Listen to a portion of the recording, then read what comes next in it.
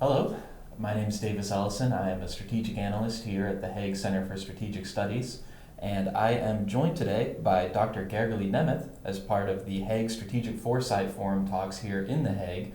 And as a brief introduction, Dr. Németh is an expert and leader in the field of defense policy, planning, and analysis, who currently serves as the head of strategic foresight at the NATO Supreme Allied Command Transformation in Norfolk, Virginia.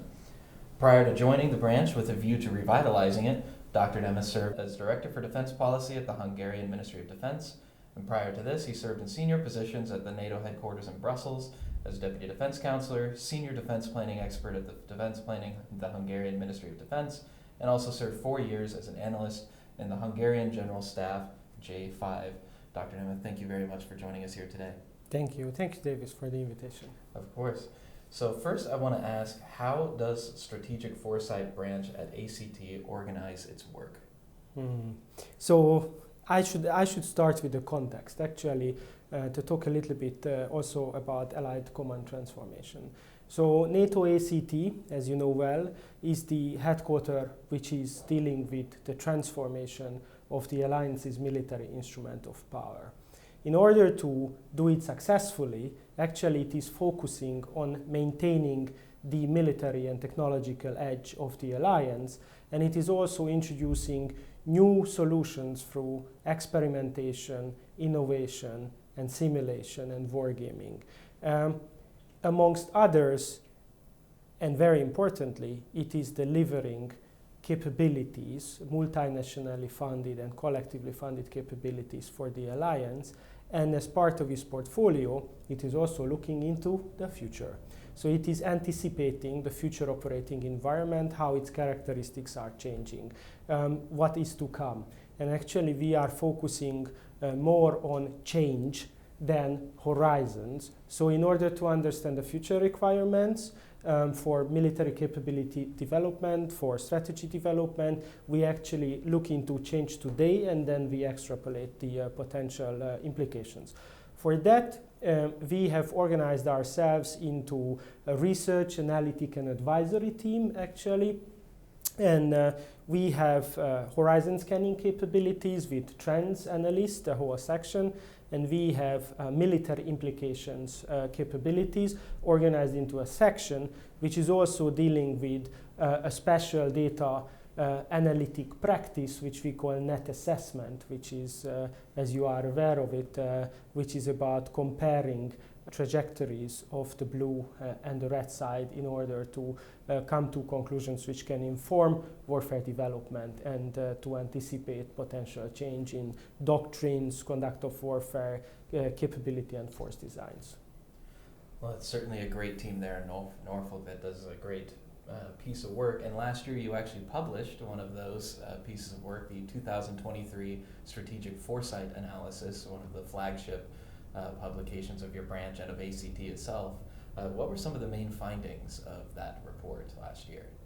So the main finding is actually that serious change is emerging in NATO's evolving strategic environment, and we have to understand its implications. Already the idea of a changing and actually and unfortunately a deteriorating strategic environment for the alliance was already deliberated between heads of states and governments in the 2022 summit and through the approval of the strategic concept in 2022. But ever since, we have made considerable headways in trying to understand the future challenges, one of which was the NATO warfighting capstone concept, which serves as a baseline to us alongside the strategic concept. And then the SFA is actually trying to understand the extent and direction of change. So in order to do that, actually we came up with 150 trends, which is way too much, to actually create a coherent narrative in a compressed paper. So we also started to utilize one of the foresight practices, which is actually the drivers concept. So actually we have stacked trends together which made sense together, which are more affecting each other than some other segments of the trends landscape, and stacked them up into so-called drivers. And we believe that the drivers are already telling the story. And the primary driver which is leading NATO's security environment is the climate breakdown and the loss of biodiversity.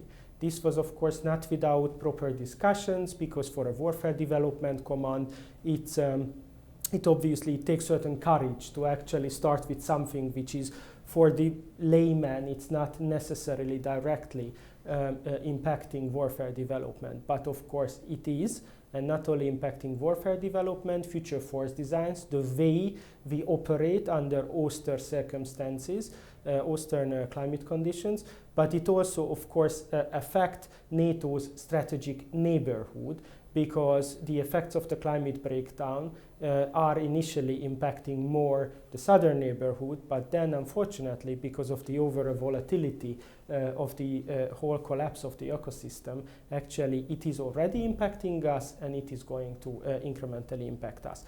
Then the other driver is resource scarcity, and actually the problems which are evolving around competition for available resources, which are not only available in the territories of existing countries and within national jurisdiction, but also beyond it in the so-called global commons. I will talk a little bit about it. The other thing is that green energy transition is starting to emerge a completely new resource landscape and resource competition. It is introducing new aspects, new patterns, and new dynamics into the resource landscape, and obviously it is shaping politics, but also warfare. We found it highly determining that the age of AI is unfolding, and what we call the convergence of emerging disruptive technologies is taking place. Everybody's talking about AI, everybody's talking about EDTs, but actually they start to converge. And as a result, more importantly, they are opening up three effect dimensions, which is the physical, the cognitive, and the virtual, to create cognitive effects, which is important because, as the NWCC has already postulated, these effect dimensions are allowing for a boundless and persistent operating environment with global effects.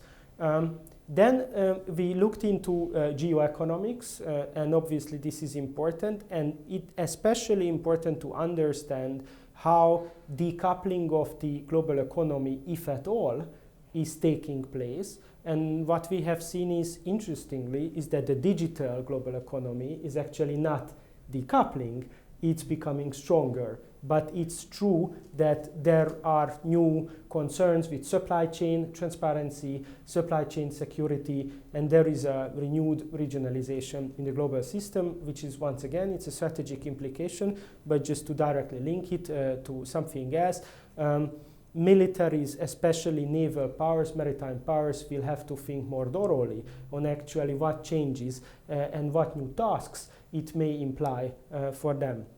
Then the social factor, everyone is talking about demographics. Actually, demographic trends are one of the few which can be very safely extrapolated into the future, so everyone likes it.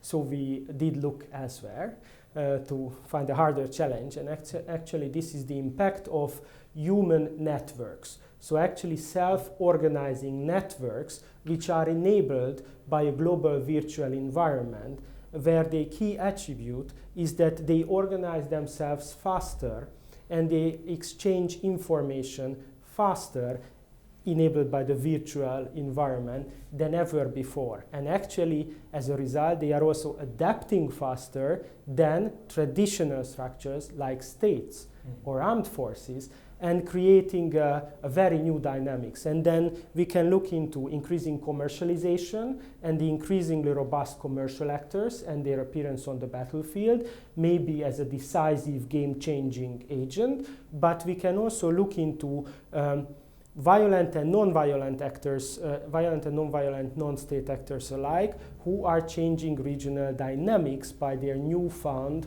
power.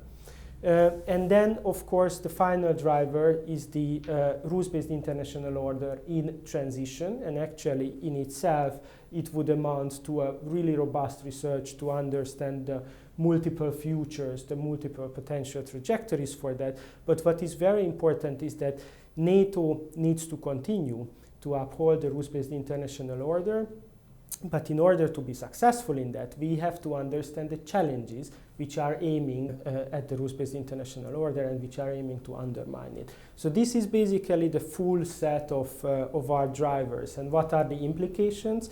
The implications is actually, in NATO doctrine, we always talk about elements of fighting power. Fighting power, it sounds a little bit probably aggressive or agile, but fighting power is a core concept to actually uphold peace and security because it creates credible deterrence.